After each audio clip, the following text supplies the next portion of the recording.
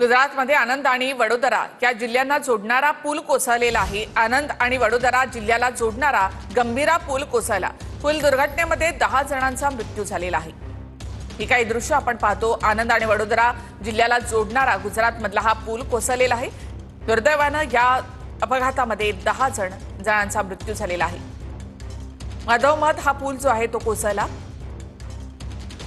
एक टँकर या कोसळणाऱ्या पुलाच्या इथे अडकलेला आपल्याला पाहायला मिळतोय।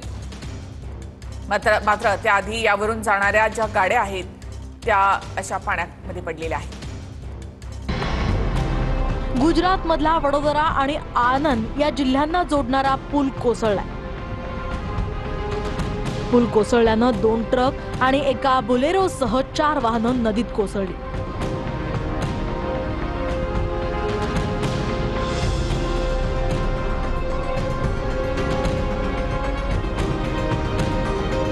महिसागर या नदीवर असलेला हा पूल 43 वर्ष जुना आहे।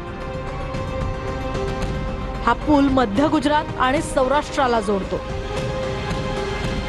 या दुर्घटनेत नदीपात्रात कोसळलेल्या वाहनांमधील काही जणांना वाचवण्यात यश आलं।